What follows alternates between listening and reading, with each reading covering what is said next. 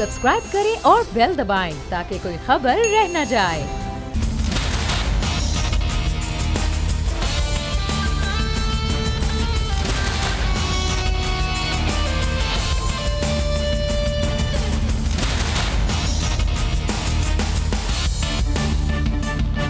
अस्सलामुअलैकुम। The special report with Mudassar Iqbal के साथ हाजिर खिदमत है। नाजरीन, आज हम कुछ बात करेंगे कश्मीर की सूरत हाल के हवाले से और कुलभूषण यादव को दी जाने वाली कौंसलर रसाई और कश्मीर की सूरत हाल जो इस वक्त पूरी दुनिया में जानी भी जा रही है, जिस पर बात भी हो रही है।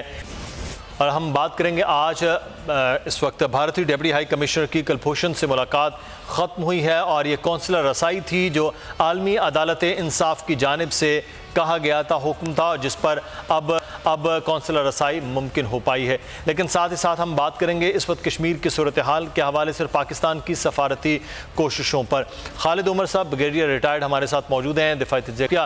ब्रिगेडियर साहब, आपके वक्त का पहले हम कुलभूषण के हवाले से बात कर लेते हैं कि कुलभूषण का मामला है, जो चीज़ भारत चाहता था बहरहाल वो नहीं हुआ, लेकिन कौंसलर रसाई का मामला था। आलमी अदालत इंसाफ ने कौंसलर रसाई के लिए अहकामात जारी किए थे, आज वो कौंसलर रसाई भी मुमकिन हो पाई है।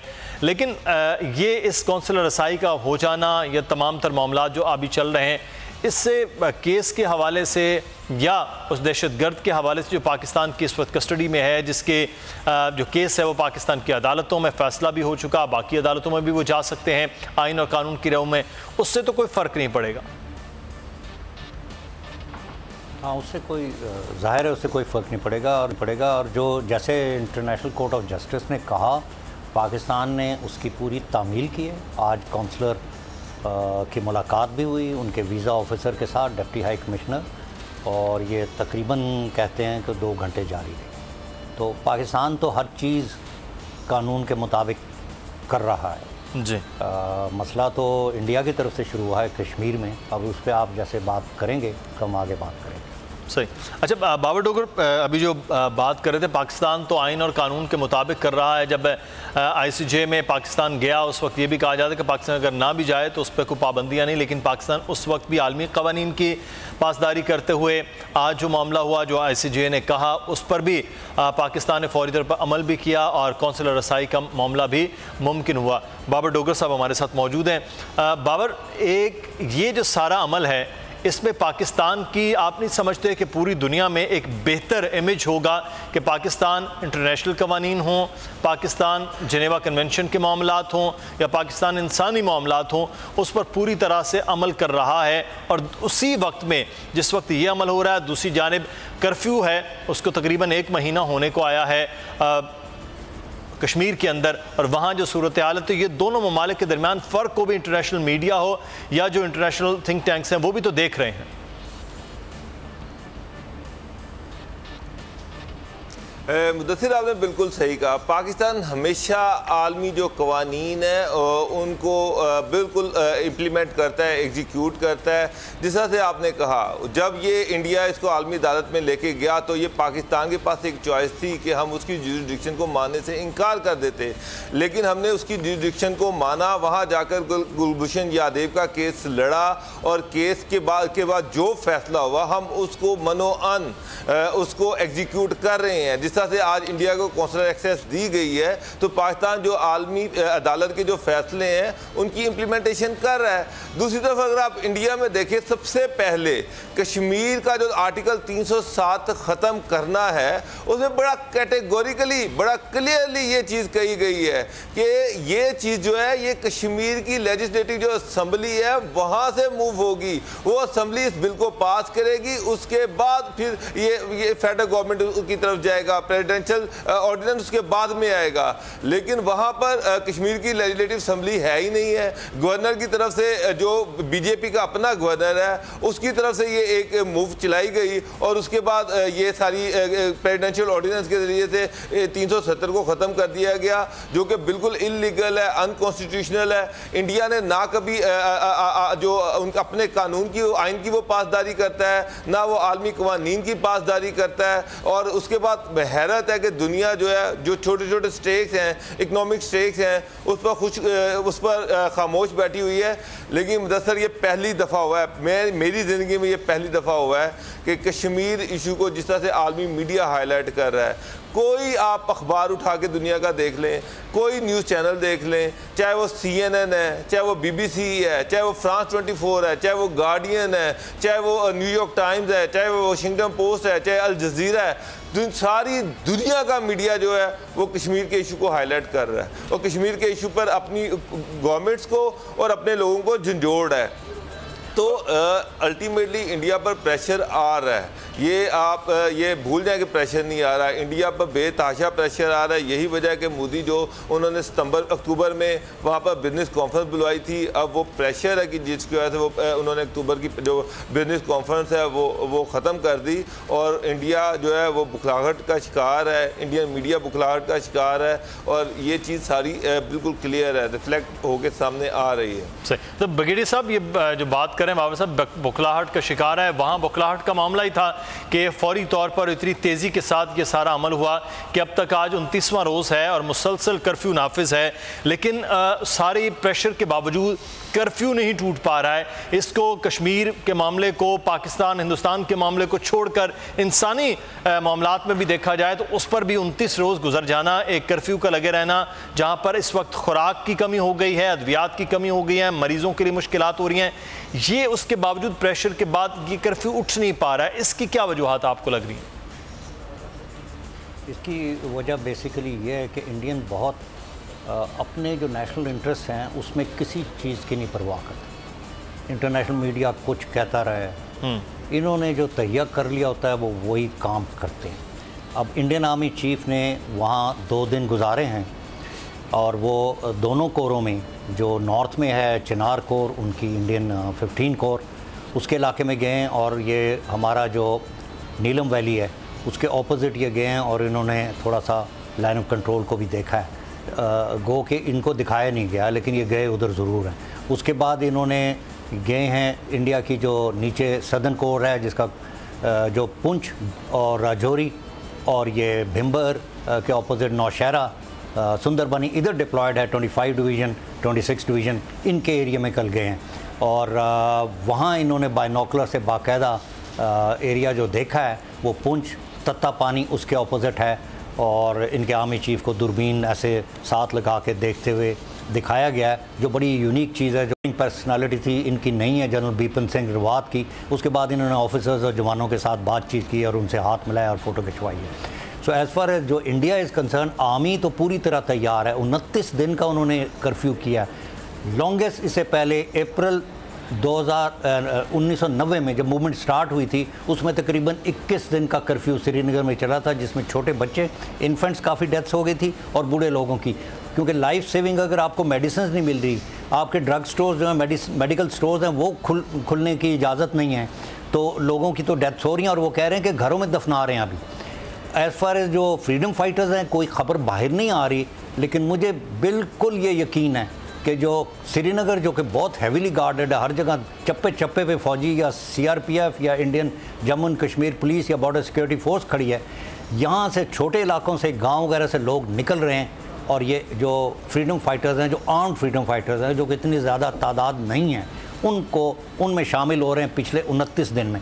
29 दिन महीना हो गया, 28 दिन का 4 हफ्ते होते हैं, 29वें दिन में ये लोग ले गए जालिम लोग। इसका मतलब ये किसी चीज़ का प्रेशर अपने ऊपर नहीं ले रहे। इन्होंने जो तहिया कर लिया है वो रियलिस्टिकली उसके ऊपर चले जा रहे हैं। जहाँ तक इंडियन मीडिया का ताल्लुक है, हमारे मीडिया जिस तरह से बैलेंस तरीके से बात करता है, गुस्से से बात नहीं करता, हमारे एंकर्स गुस्से से बात नहीं करते, मैंने नहीं देखा है। ये इंडियन जो मीडिया है, इनका एंकर का स्टाइल सबका एक, ऐसे लगता है एक ही जगह सबकी ट्रेनिंग हुई, लड़के लड़कियाँ दोनों एक स्टाइल में बोलते हैं। और तो वो बुखलाहट से ज़्यादा वो नफ़रत के साथ बोल रहे हैं और वो समझ रहे हैं कि इन्होंने जो कश्मीर में किया है वो जायज़ किया है, इसको इंडिया की एक और स्टेट बना दिया। लद्दाख को लेफ्टिनेंट गवर्नर के नीचे रखा है इन्होंने। डोगर साहब ने उधर गवर्नर की बात की, बीजेपी का अपना आदमी है, इतना सब स्टैंडर्ड है। मैंने उसका वीडियो सुना, उसने कहा देखें जी इंटरनेट तो कोई और नहीं इस्तेमाल करता ना, आप मैं तो नहीं करते, दुनिया भी नहीं करती, तो इनको इंटरनेट की तो ज़रूरत नहीं कश्मीरियों को। तो बाकी रहा मोबाइल फ़ोन वगैरह वो हमने खोल दिए, उन्होंने झूठ बोला। बिल्कुल नहीं खोले अभी तक, लैंडलाइंस बंद हैं। तो वो उन्होंने अपना बंदा बिठाया, और ऐसा बंदा जिसकी कोई ट्रेडिशनली ऐसे है कि वो सख्ती करेगा, देखने में वो बड़े ढीले डाले हैं, लेकिन बीजेपी के बंदे ने वो डायरेक्ट इंस्ट्रक्शन लेंगे मोदी से और आगे इनके ऊपर जुल्म करेंगे। तो इस वक्त उनके ऊपर जुल्म का पहाड़ आया हुआ है। इन्होंने महीना पहले, ये करने से पहले कुछ दिन पहले, 2 हफ्ते पहले, इन्होंने 28,000 और फिर 8,000 और टोटल 36,000, फिर 2,000 और आर्मी, सेंट्रल रिजर्व पुलिस जो उनकी बड़ी, जैसे हमारी फ्रंटियर कांस्टेबलरी है और बड़ी अच्छी ट्रेंड है वो, उसको और बॉर्डर सिक्योरिटी फोर्स को वहाँ झोंका है उन्होंने। अच्छा, आर्मी के भी कोई 12,000 साहब, इस पे हम मजीद भी बात करते हैं जो आप बात कर रहे हैं इस पे। मैं अली रजा साहब इस वक्त हमारे साथ मौजूद हैं, कश्मीर कौंसिल यूरोपीय यूनियन के चेयरमैन है। बहुत शुक्रिया अली रजा साहब, आप हमारे साथ मौजूद हैं टेलीफोन लाइन पर। आपको आवाज़ क्लियर आ रही है? मुदस्सिर इकबाल मैं बात कर रहा हूँ जी। अच्छा, ये बड़ा एक अहम मामला हुआ कि यूरोपीय यूनियन में इस वक्त ये बात हो रही है, अमेरिका में बात हो रही है, बर्नी सैंडर्स ने कल ये बात की है, कश्मीर का इशू इस तरह से उठ के आ रहा है। आपके खासतौर पे यूरोपीय यूनियन के हवाले से बात की जाए तो किस तरह का इस वक्त जो है वो इमेज हो रहा है कश्मीर में, जो भारत जुल्म कर रहा है। 29 रोज़ इस वक्त जो है वो कर्फ्यू को हो गए हैं। जेनोसाइड वॉच की जो रिपोर्ट है वो बहुत ही ज़्यादा मानीखेज भी है और चश्मकुशा भी है। क्या इस पर बात हो रही है वहाँ पर? देखें, आज वज़ारत ख़ारजा की जो यूरोपियन पार्लियामेंट की जो खारजा अमूर की कमेटी है, उसमें उन्होंने जो हमारी दफ्तर ख़ारजा है, एक्सटर्नल एक्शन सर्विस, उनके डायरेक्टर जनरल को बुलाया है और उनसे वो रिपोर्ट लेंगे कि इस वक्त के हालात क्या हैं उनके मुताबिक और क्या इक़दाम किए जाने चाहिए या क्या इक़दाम उन्होंने किए हैं। तो इस पर एक एक्सचेंज ऑफ व्यू हो रहा है। ये अभी शुरू होगा तकरीबन 3 घंटे के बाद। सही। तो इसका जो मैं समझता हूँ कि ये बहुत बड़ी पेशरफ्त है कि यूरोपियन मीडिया भी इस वक्त जो है वो इसको हाईलाइट कर रहा है। हर तरफ से जो अखबारात हैं, टीवी चैनल्स हैं, जिससे वो तमाम जो खासकर इंसानी हकूक़ की जो खिलाफवर्जियाँ हो रही हैं, जिस तरीके से उसको एक ओपन जेल बनाया गया है मकबूजा कश्मीर को, इस पे हर आदमी जो है ना, हर इंसान जो है वो सरापा एहतजाज है। तो मैं समझता हूँ कि गवर्नमेंटों तक ये मैसेज जा रहा है कि भाई आपकी पॉलिसी जो स्टेट की पॉलिसीज हैं वो बेशक आप रखें, सब कुछ करें, लेकिन उसके साथ साथ ये जो जुल्म सितम हो रहा है इसको रोकने के इक़दाम किए जाएँ, कर्फ्यू हटाया जाए। वहाँ खुराक की कमी है, वहाँ मेडिसिन की कमी है, तो उसके बारे में जो यूरोपियन गवर्नमेंट है वो क्या कर रही है। तो इसलिए मैं समझता हूँ ये बहुत इंपॉर्टेंट मीटिंग है। इसके बाद पार्लियामेंट के इजलास होने जा रहे हैं और हम कोशिश कर रहे हैं कि यहाँ अर्जेंसी रेजोल्यूशन भी लाया जाए। जो इस वक्त के हालात हैं वो दुनिया को पता चले, भारत पे प्रेशर डाला जा सके कि वो ये जो इक़दाम हैं इसको रिवर्स करे, या जो है वो जो उनका बुनियादी हक है, हक की आज़ादी है, उसको वो तस्लीम किया हुआ है उन्होंने, उनके प्राइम मिनिस्टर जवाहरलाल नेहरू ने तस्लीम किया हुआ है। तो इस तरीके से यूनिलैटरली वो ख़त्म नहीं कर सकते हैं। सही। अरे बिल्कुल, ये एक मामला जो आर्टिकल 370 का या 35A का, ये तो एक अलग मामला है जिसको with the passage of time tackle होना है। लेकिन यूरोप के अंदर ख़ास तौर पर हम बात करते हैं, यूरोपीय ममालिक में इंसानी हुकूक के हवाले से अली रज़ा साहब सबसे ज़्यादा बात होती है। हमने जब देखा कि यूरोप के मुख्तलिफ ममालिक में बाकायदा तौर पर एहतजाज किए गए, इंसानी हुकूक के हवाले से बहुत ज़्यादा बात होगी।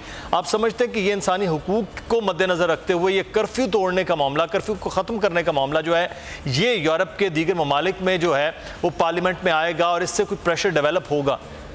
बिल्कुल होगा, बिल्कुल होगा सर। यही एक तरीका है। मैं समझता हूँ कि इसकी अगर इसी लाइन पे हम चलते रहें, इंसानी हकूक़ का जो इशू है इस पे यूरोप इग्नोर नहीं कर सकता। यूरोप की फाउंडेशन जो है वो इंसानी हकूक़ पे है। तो इसलिए मैं समझता हूँ कि अब जो है ना, भारत पे जो प्रेशर बढ़ रहा है वो इसीलिए बढ़ रहा है कि वहाँ इंसानी हकूक़ की खिलाफवर्जियाँ हो रही हैं। पोलिटिकल मैटर्स बाद में डिस्कस होंगे, लेकिन फौरी तौर पे कर्फ्यू वहाँ से ख़त्म होना चाहिए।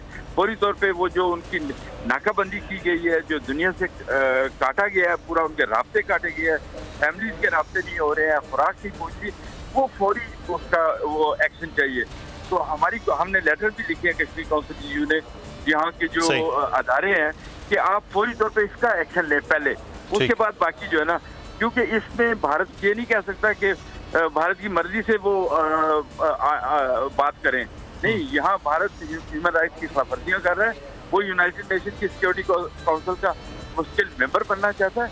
अगर वो बनना चाहता है तो पहले जो यूएन की रेजोल्यूशन है उसका एहतराम करे, इंटरनेशनल लॉ का एहतराम करे, और उसके बाद जो है ना वो बाकी बातें होंगी। बिल्कुल, ये इंसानी मामलात के हवाले से सबसे पहले बात हो, बाद में सियासी चीज़ें हैं जो बात डिस्कस हो सकती हैं। बहुत शुक्रिया, हमारे साथ अली रज़ा साहब मौजूद थे, चेयरमैन कश्मीर काउंसिल यूरोपीय यूनियन। और बाबर डोगर साहब, आपने अली रज़ा साहब की बात सुनी कि एक अच्छा प्रेशर डेवलप वहाँ पे यूरोप के पार्लियामान के अंदर भी और यूरोप के दीगर जो ममालिक हैं उनके पार्लियामान के अंदर भी ये डेवलप होगा। लेकिन एक दूसरी चीज़ है पाकिस्तान के खारजा पॉलिसी के हवाले से, पाकिस्तान की सफारती सतह पर बेहतरी के हवाले से, क्योंकि इस वक्त बहुत ज़्यादा बात हो रही है। लेकिन यहाँ पर जो एक चीज़ बार बार ये बात हो रही है कि पाकिस्तान को फ़िज़ाई हदूद बंद कर देना चाहिए, पाकिस्तान को फ़िज़ाई हदूद, क्या ये कोई हल है फ़िज़ाई हदूद के बंद होने का भारत पर? इससे कोई प्रेशर डेवलप हो सकता है?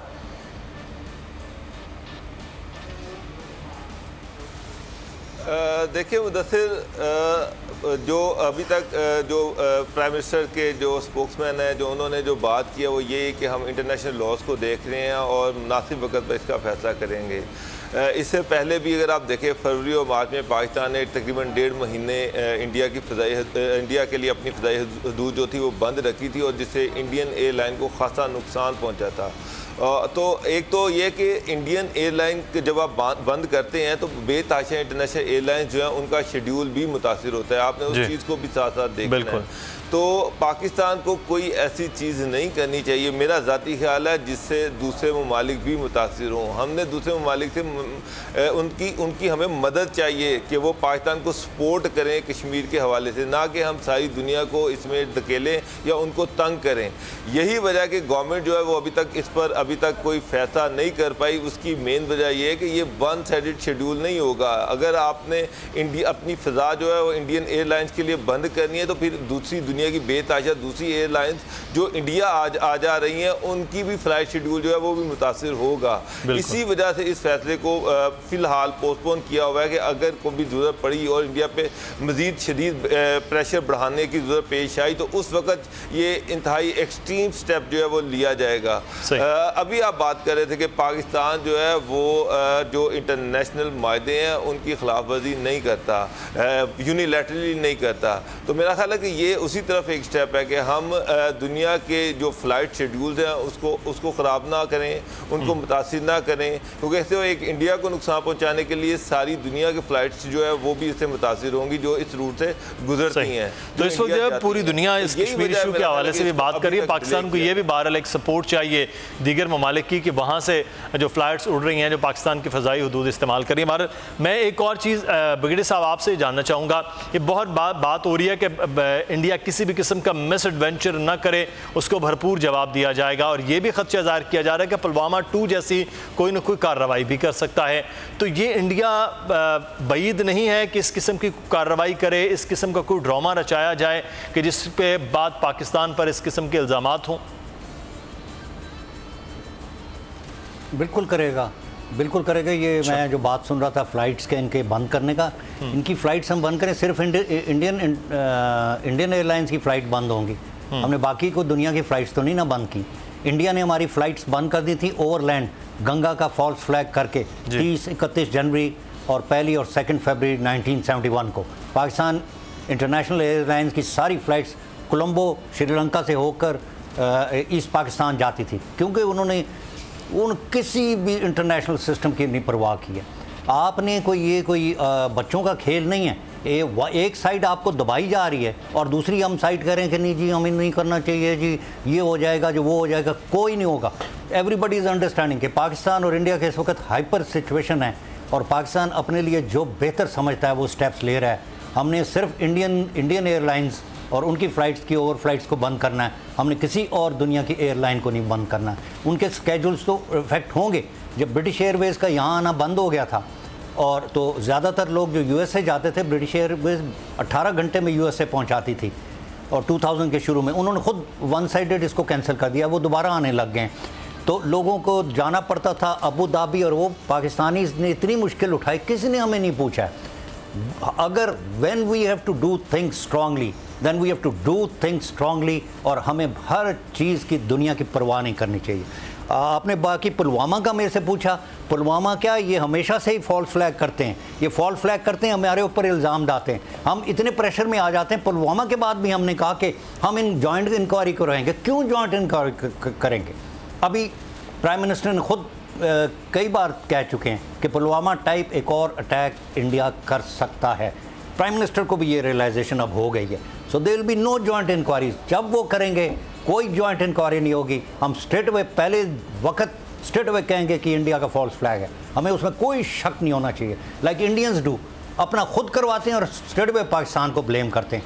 थोड़ा सा एग्रेशन आना चाहिए, पूरी कौम मांग रही है। आप ड्राइवरों से बात करें, ये शॉपकीपर से बात करें, इंटेलेक्चुअल से बात करें, everybody wants Pakistan to be strong, to be aggressive in response to India. ये कोई मजाक नहीं है। 29 दिन उन्होंने हमारे कश्मीरी भाई बहनों को बंद करके रखा हुआ, ये मजाक नहीं है। बच्चे मर रहे हैं, पाकिस्तान का क्लेम है। पाकिस्तान का पी पंजाब, अलिफ ए अफगाना चौधरी रहमत अलैह जो नाम दिया था, काफ और के वॉज फॉर कश्मीर। कश्मीर का 3/4 वो हमसे उस वक्त ले गए थे जब उन्होंने अटैक किया है 27 अक्टूबर 1947 को, और अभी कंप्लीटली ले गए हैं। Legally it is now part of Indian union जो उन्होंने एक्शन लिया है। 370 को साइड पे कर दिया है और इंडिया ने जम्मू एंड कश्मीर को इकट्ठे मिला के इंडियन यूनियन का एक और स्टेट, वहाँ स्टेट बोलते हैं, हम प्रोविंस बोलते हैं।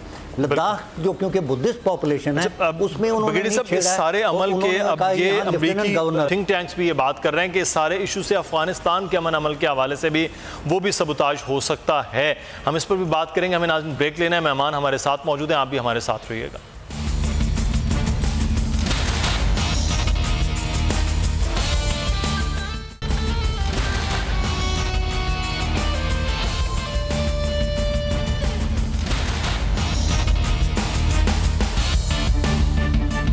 ब्रेक के बाद आपको खुश आमदीद कहते हैं। बाबर डोगर साहब, वज़ीर आज़म पाकिस्तान आज लाहौर का दौरा कर रहे हैं और आज से कन्वेंशन से उनका खिताब है। असल मामला करतारपुर राहदारी के हवाले से पाकिस्तान तो इस मामले में भी हम ये देख रहे हैं कि बहुत आगे बढ़कर ये काम कर रहा है, और जो पूरी की तरह पाकिस्तान इस सारे अमल में पहले भी खुद था, उसके बाद भारत को मजबूर हुआ, भारत ने ये काम किया। इससे आप नहीं समझते कि ये पाकिस्तान की एकतरफा एक काविशें हैं? भारत तो इसमें भी नहीं चाह रहा है।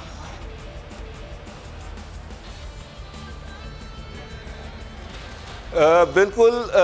आज इमरान खान गवर्नर हाउस में दुनिया के 100 इन्फ्लुएंशियल सिख, उनको बाकायदा तौर पर दावतनामे दिए गए थे, उनको पाकिस्तान में बुलाया गया था, उनको इत्मीनान में लेंगे उनको बताएंगे कि पाकिस्तान करतारपुर के हवाले से क्या तैयारियां कर रहा है और किस तरह से हमने अपनी जो तैयारियां तकरीबन सारी मुकम्मल कर ली हैं। मुदस्सिर, ऐसे वक्त में जब इंडिया, एक चीज़ याद रखे कि इंडिया जो RSS की मेंटेलिटी है वो किसी सूरत नहीं ये चाहता कि करतारपुर का कॉरिडोर खुले और इंडियन सिख जो हैं वो करतारपुरा में आए। वो हर तरह से हीले बहानों से ये कोशिश कर रहे हैं कि किसी तरह से ये सेरेमनी ना हो। बाबा गुरु नानक के जन्मदिन से पहले करतारपुरा का जो है ये इवेंट आना है, और इंडिया ने इवन उसके जो इंडियन साइड पर RSS के लोगों को वहाँ पर तैनात किया है, सिखों को वहाँ पर तैनात नहीं किया जा रहा, जबकि पाकिस्तान पूरे खलूस के साथ ये चाह रहा है कि किसी तरह से ये कॉरिडोर खुले, एक अमन की तरफ एक स्टेप बढ़ाए। इंडियन जो सिख हैं वो पाकिस्तान में आए, अपने मजहबी मुकामात का विजिट करें। हमने पाकिस्तान गवर्नमेंट ने ये बड़ा ओपनली ये कह दिया हुआ है, चाहे अमन हो या जंग हो, करतार कॉरिडोर जो है, करतारपुर कॉरिडोर हर सूरत में खुलेगा। तो अगर इंडियन गवर्नमेंट इजाज़त नहीं भी देती तो पाकिस्तान अपनी साइड से तैयारियां मुकम्मल करके बैठा हुआ है। हम इन तमाम सिखों को एक मैसेज दे रहे हैं कि हमारी तरफ से, आप पाकिस्तान की तरफ से चाहे आए, हम इस मैसेज के हवाले से क्या चीज़ें जाएंगी? मैं बगेड़ी साहब से इस पर बात कर लेते हैं। बगेड़ी साहब, 10 से 12 करोड़ सिख हैं पूरी दुनिया में इस वक्त, जिसमें सबसे ज़्यादा बड़ी तादाद वो भारत में सिखों की है। तो ये करतारपुर राहदारी के खोले जाने से आप समझते हैं कि क्या पैगाम होगा सिख कम्युनिटी का पाकिस्तानी हुकूमत, पाकिस्तान रियासत के हवाले से? पैगाम तो दिया जा चुका है जब हमने कहा कि हम करतारपुर को खोलेंगे, और उस प्रोसेस से ओपनिंग सेरेमनी भी वहाँ हो गई। प्राइम मिनिस्टर वहाँ गए, इंडिया की तरफ से लोग आए, इंडियन पंजाब की तरफ से ये उनके मेंबर हैं, सिद्धू खुद आए जो क्रिकेटर हैं और मेंबर भी हैं पंजाब असेंबली के, ये सारे लोग आए और वहाँ तकरीरें वगैरह हुई, और उसके दिन रात हमने काम किया पाकिस्तानी साइड पे। जो कंस्ट्रक्शन का काम है, डोजर्स और बाकी कंस्ट्रक्शन मटेरियल लगा के पाकिस्तान में ये अभी इस स्टेज पे ले आए हैं कि उसकी ओपनिंग सेरेमनी की जा सके। इंडियन साइड पे भी उन्होंने थोड़ा सा कुछ हॉल वगैरह बनाए हैं बैठने के लिए, मैं देख रहा था, ताकि वो उधर कोई भीड़ ना हो और लोगों को थोड़ा फैसिलिटी मिले, बिकॉज़ वो नहीं चाहते कि पाकिस्तानी साइड पे फैसिलिटी हो और उनकी साइड पे ना हो। वो बड़े मोहतात हो गए।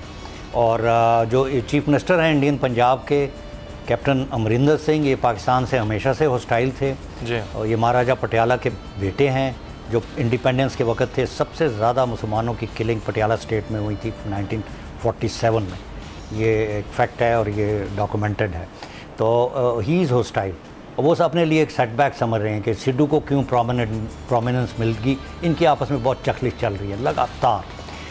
तो इंडियन साइड से सिख तो बहुत तैयार हैं कि वो जो ओपनिंग सेरेमनी होगी वो आएंगे, क्योंकि उनके लिए अपनी जो सीक्रेट साइट्स हैं उनको विज़िट करना, जिनमें दरबार साहब करतारपुर भी है।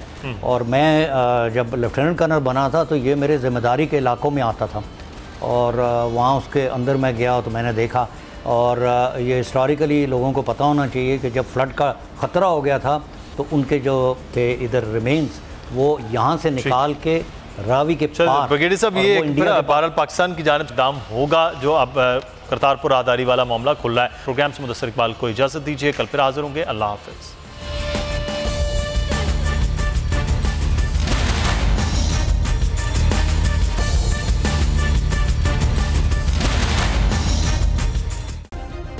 सब्सक्राइब करें और बेल दबाएं ताकि कोई खबर रह न जाए।